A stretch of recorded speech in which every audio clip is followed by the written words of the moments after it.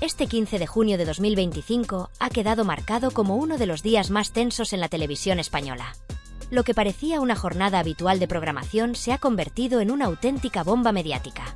Figuras muy reconocidas del mundo del espectáculo han protagonizado momentos de alto voltaje que, sin duda, darán mucho que hablar durante semanas.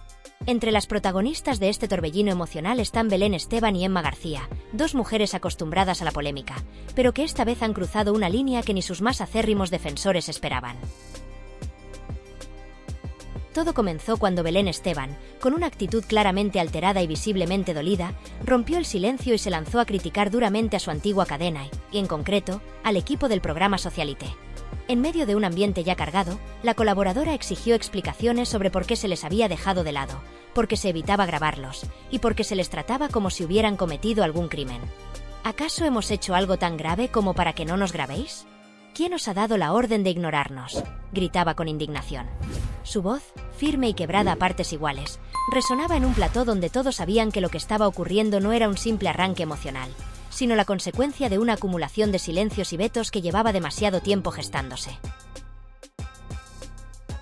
Durante su intervención, Belén pidió que las cámaras la enfocaran, que no la silenciaran, que no ocultaran lo que ella tenía que decir.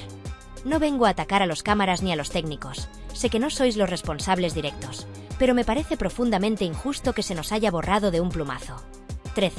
14 años de mi vida entregados a una cadena que hoy me niega incluso un plano. ¿Eso es justo?, cuestionaba mientras se dirigía al equipo con una mezcla de furia contenida y tristeza evidente. Yo he ganado dinero, claro que sí, pero también lo han hecho ellos. Incluso más. Ellos tenían los medios, los recursos, la plataforma. Nosotros solo teníamos nuestra cara, nuestro esfuerzo, nuestras historias. Y ahora ni eso se nos permite. Lo más impactante no fue solo el tono ni las acusaciones, sino la sensación de que Belén estaba hablando en nombre de todos aquellos que alguna vez formaron parte de Sálvame y que hoy se sienten abandonados, vetados, invisibilizados por la misma empresa que los encumbró. Esto va más allá de mí. Esto es por todos los que dimos la cara durante años y que ahora no existimos para la cadena que ayudamos a levantar. Nos han condenado al olvido y, lo peor de todo, sin explicaciones, sentenció con la voz cargada de emoción. Y aunque trató de mantener la compostura, no pudo evitar lanzar más de una indirecta con nombre y apellido. Las redes sociales no tardaron en reaccionar. Algunas cuentas afines al universo Sálvame aplaudieron su valentía, mientras otras criticaban el hecho de exigir presencia en una televisión privada que tiene el derecho de decidir a quién muestra. Pero la polémica no acabó ahí. Mientras las imágenes de Belén comenzaban a circular en redes como pólvora, otra escena se desarrollaba en paralelo en otro plató.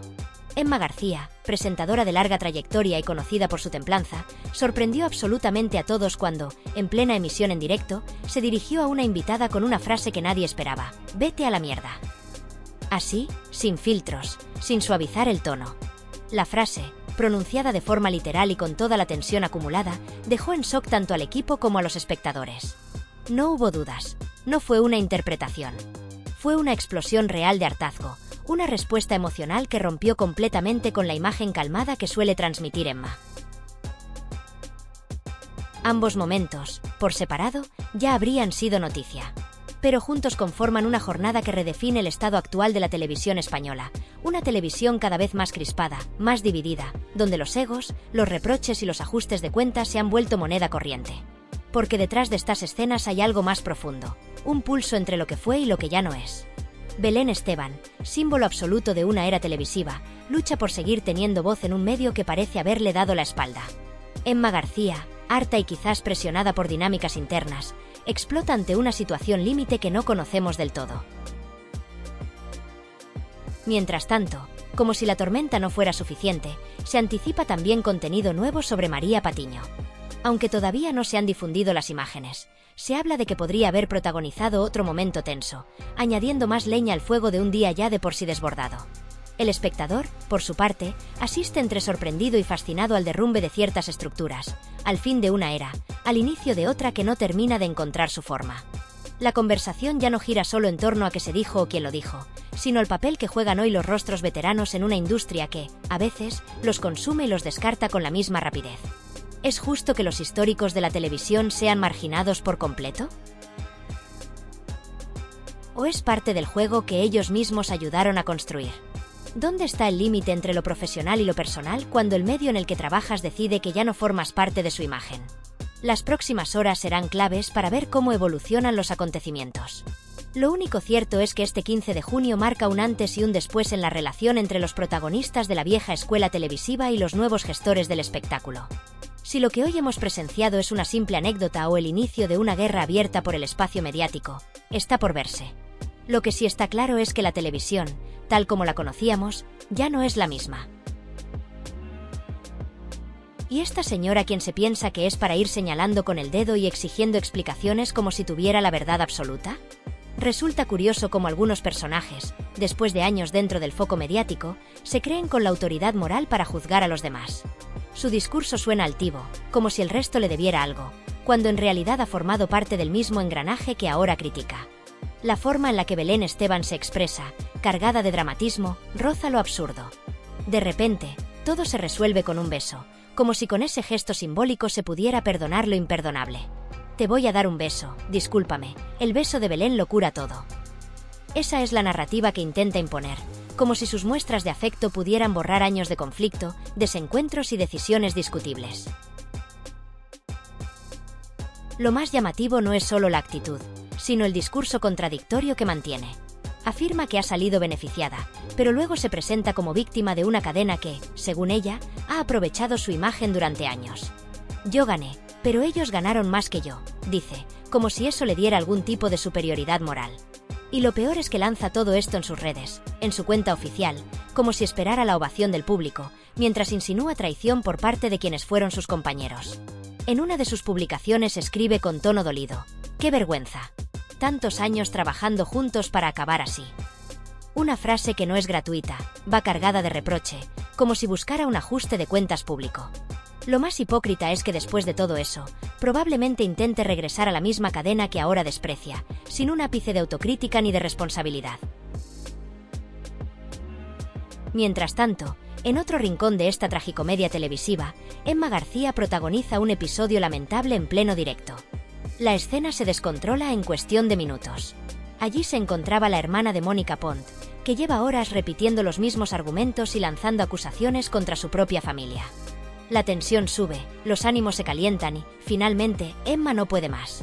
La reacción es tajante, sin filtro, visceral. Eva, vete ya. Basta. No podemos más contigo. Es un momento incómodo, pero también revelador. Porque en ese instante, García se desmarca del papel de presentadora neutral y muestra su hartazgo.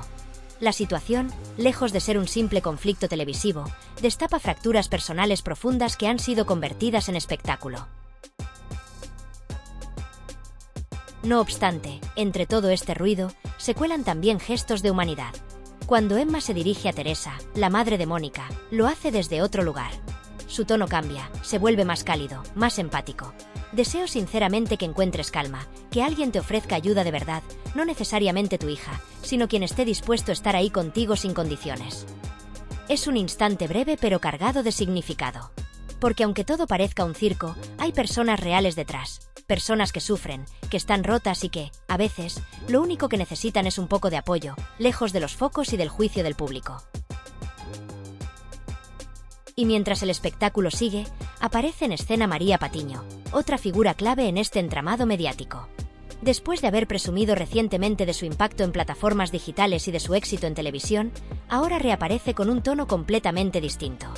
En sus redes, publica un mensaje casi melancólico, cargado de una necesidad urgente de justificar lo que está por venir. Dice: solo quiero volver a ser la de antes. Quiero sentirme libre, hacer preguntas sin miedo, crecer, disfrutar. Pero este texto no es lo que parece.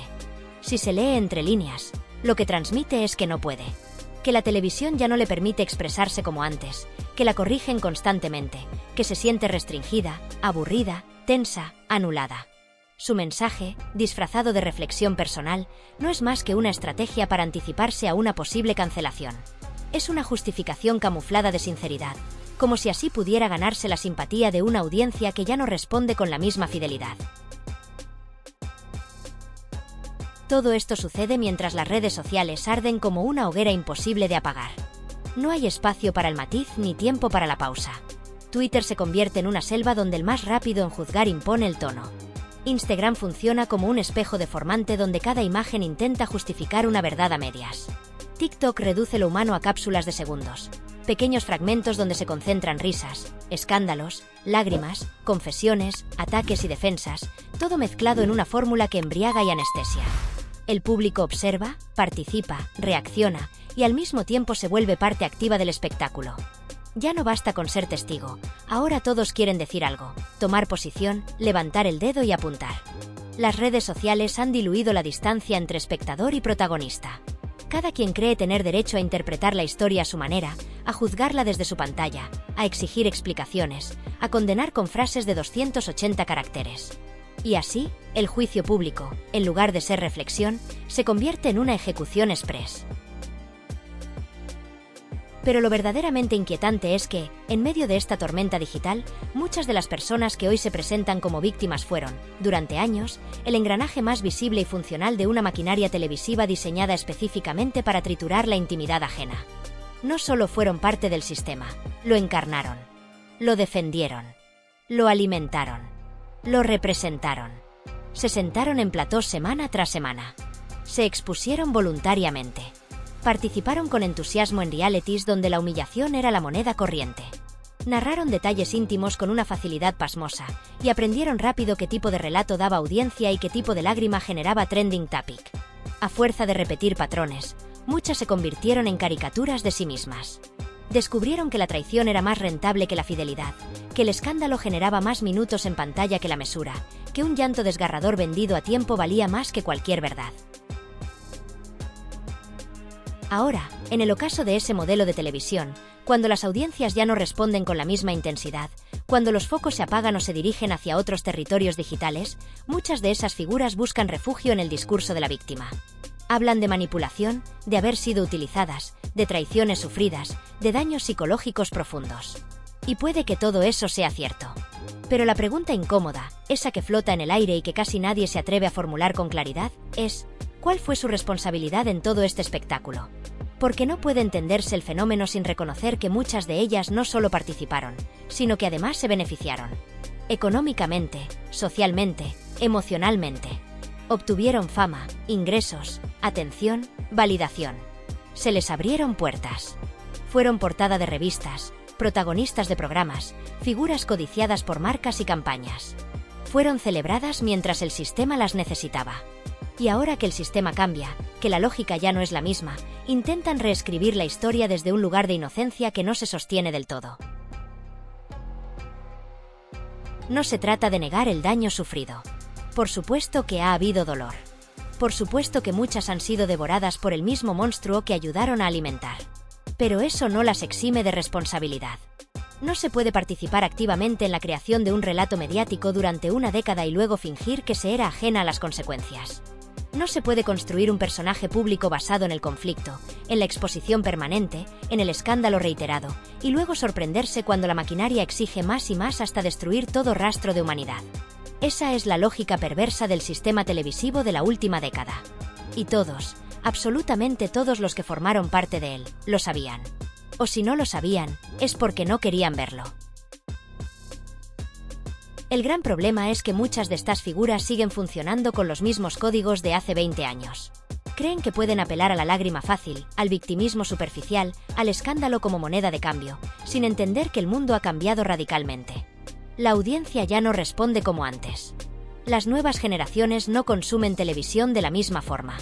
Están hartas de narrativas simplistas. No les interesan los dramas sobreactuados ni los personajes planos. Quieren autenticidad, profundidad, evolución. Y eso no se consigue reciclando el discurso de siempre. Eso no se logra con una entrevista llorando a cámara o con un directo improvisado desde Instagram donde se suplica comprensión sin ofrecer autocrítica real. Lo que estamos presenciando es el derrumbe de un modelo. Y con él, el derrumbe de muchos personajes que no supieron adaptarse, que no quisieron reinventarse, que apostaron todo a una fórmula que ya no funciona. Durante años, el sistema les dio todo: fama, presencia, ingresos, aplausos. Pero también les exigió entregarse por completo, sacrificar su intimidad, convertirse en productos. Ahora, al caer el telón, ya no saben quiénes son. Lo que les queda es una identidad confundida, una presencia pública sin sustancia, una fama que ya no genera oportunidades, solo ruido.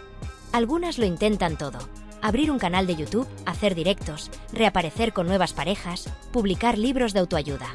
Pero todo suena vacío, todo parece un eco lejano de lo que alguna vez fueron. Y lo más triste, lo más trágico, no es solo que sigan creyendo que el problema es externo. Es que se han convencido de ello con una fe ciega, casi religiosa, como si ese pensamiento fuese su única tabla de salvación. Se han construido un relato donde ellas fueron las víctimas absolutas de un sistema despiadado que un día, sin previo aviso, les dio la espalda. Un mundo injusto, ingrato, desmemoriado. Un público cruel que dejó de aplaudir. Un canal que dejó de llamarlas. Un productor que ya no respondió a sus mensajes. Pero nunca se detienen a mirar con honestidad, con brutal honestidad, todo lo que hicieron, todo lo que dijeron, todo lo que permitieron. Nunca se atreven a enfrentarse al espejo sin maquillaje, a preguntarse qué papel jugaron en la fábrica del escándalo, en la cultura del morbo, en la banalización de la intimidad y la explotación emocional televisada. No quieren recordar cómo se ofrecieron una y otra vez, como carne de contenido, como personajes reciclables. Cómo aprendieron a convertir su vida en guión, su dolor en trama, su pareja en conflicto narrativo. Prefieren no verlo. Prefieren aferrarse a la idea de que fueron utilizadas, manipuladas, arrojadas al fuego sin su consentimiento, como si nunca hubieran encendido la mecha con sus propias manos. No han entendido que la televisión que las hizo brillar ya no existe. Esa televisión que las trataba como divas y al mismo tiempo como gladiadoras, esa televisión que exigía exposición a cambio de minutos en pantalla, se ha evaporado. Ya no hay estudios con público en directo gritando sus nombres, ya no hay tertulias interminables diseccionando su vida, ya no hay cámaras persiguiéndolas por el aeropuerto o colapsando la puerta de su casa. Todo eso quedó atrás. Cambió el mundo. Cambió el ritmo. Cambió el consumo. Cambió el lenguaje. Cambió el poder. Cambió la audiencia. Y ellas no cambiaron. Siguen esperando que el simple hecho de aparecer sea suficiente. Que basten sus nombres, sus gestos, sus lágrimas. Que el carisma acumulado durante años pueda reactivarse como si fuera un interruptor. Pero no. Ya no funciona. El espectáculo ha evolucionado. El público ya no premia lo superficial, ya no se conmueve con el llanto impostado, ya no idolatra figuras planas ni se entretiene con dramas prefabricados. Busca algo más.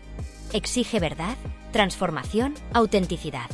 Y ellas siguen actuando como si bastara con repetir las fórmulas del pasado. Como si nada hubiera cambiado. Como si el tiempo se hubiera detenido. Como si no tuvieran ninguna responsabilidad en el derrumbe.